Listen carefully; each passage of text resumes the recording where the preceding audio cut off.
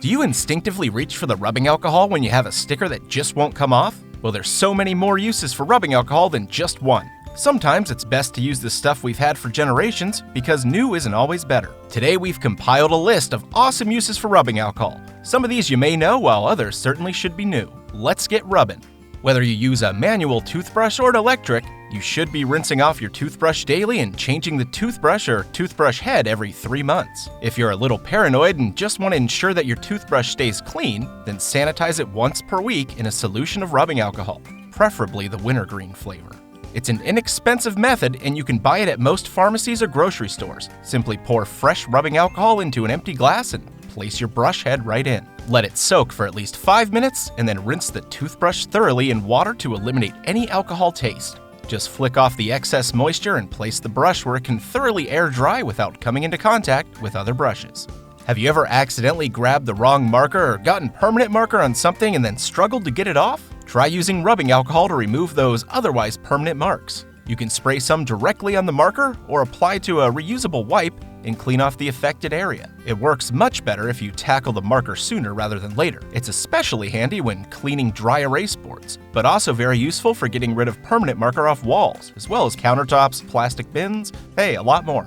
A quick rub of the alcohol with a microfiber cloth and those lingering marks are gone for good. We may use showers to get clean, but without regular maintenance, they can build up quite a bit of grime and soap scum themselves. Try this daily shower cleaner to ensure a squeaky clean sprinkling. Start by measuring out half a cup of rubbing alcohol, and using a funnel, pour it into a 32-ounce spray bottle. Then measure out half a cup of hydrogen peroxide and funnel it into the bottle as well. Grab either white vinegar or dishwasher rinse aid and measure 1 tablespoon to add it to the mix. Finally, add 1 to 2 teaspoons of liquid dish soap. Top off the bottle with roughly 3 cups of water and lightly tilt the bottle back and forth to mix the ingredients.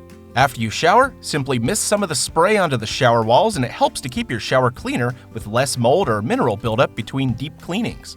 No heavy-duty scrubbing is needed because the daily spray keeps things from getting too bad during the week.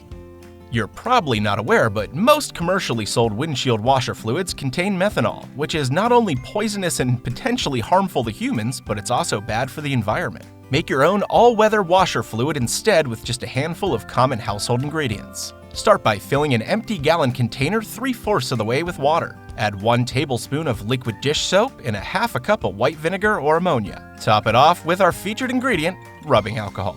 We highly suggest adding a few drops of blue food coloring to serve as a reminder or warning of what's inside. Also make sure to label your mixture and keep it out of the reach of children and pets. Because alcohol freezes at a much lower temperature than water, it can also be an effective de-icer in cold weather. You can pour mix into the windshield wiper fluid reservoir of your car and you're all set. This cost-effective mixture contains more natural ingredients and eliminates the use of methanol, which any way you look at it is beneficial.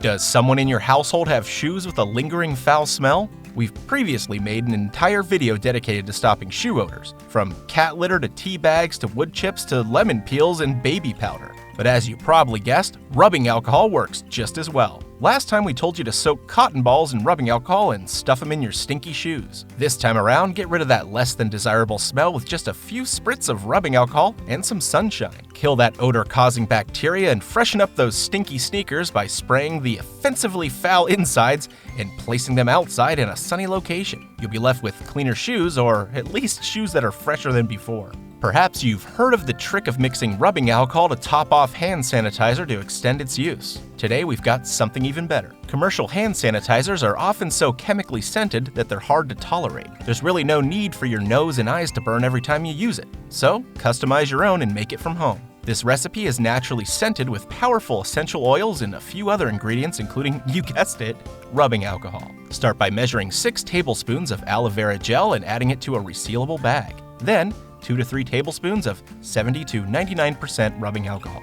The stronger the better in this situation. Next, add 1 teaspoon of vitamin E oil, which helps soften hands and is the natural preservative to increase shelf life. Now add 15 to 20 drops of tea tree essential oil, which is well known for its powerful antiseptic properties. Finish with any other antibacterial oils you prefer, such as peppermint, rosemary, sage, or lemongrass to counteract the smell. Combine all the ingredients together and mix well. If you prefer a thinner consistency, you can always add a little distilled water. Cut a corner of the bag and squeeze to easily transfer the hand sanitizer into a small container. It's perfect for throwing in your backpack or purse. This recipe fills a 3.4-ounce travel-sized bottle with a shelf life of up to a year. Homemade sanitizer is that easy. If you find yourself cutting up onions or garlic and want to get rid of that potent smell from your hands, just rub on some rubbing alcohol, or better yet, use some of that homemade hand sanitizer that you just created. This will get rid of that smell quickly, just be careful that you don't have any open wounds. That burn might be more insufferable than the odor on your hands.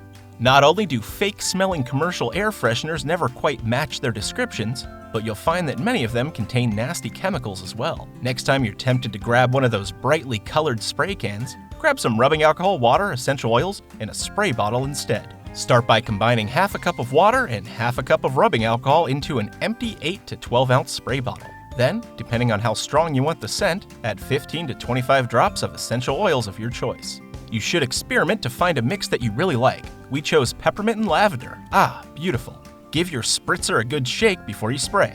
The alcohol will help the essential oils and water mix more effectively and helps the all-natural air freshener evaporate faster. Now just simply spray around for instant freshness. Keep in mind that just like any other air freshener, essential oils can be potentially harmful to pets, especially cats, so keep them away from them. Did you know that vinegar, lemon juice, and any other acid will eat away at your granite countertops? Basically, the harsher the cleaner, the quicker it'll break down the sealant. Hot water and dish soap is adequate for daily sanitizing, but for a stronger disinfectant, mix together a 1-to-1 solution of 91% isopropyl alcohol and water. You can also add 5 to 10 drops of your favorite essential oil to mask the alcohol smell. Now give it a few shakes to mix it all together and test it out. Spray it onto the granite and allow it to sit for 3 to 5 minutes. Finish by drying with a clean microfiber cloth to give your countertops a beautiful, streak-free shine. This homemade granite cleaner works great on appliances too, and all at a fraction of the cost of the store-bought stuff. Got a boo-boo? Turn kitchen sponges into a cheap, reusable ice pack in just a few basic steps. Start by soaking a sponge in water and place it in a resealable sandwich bag.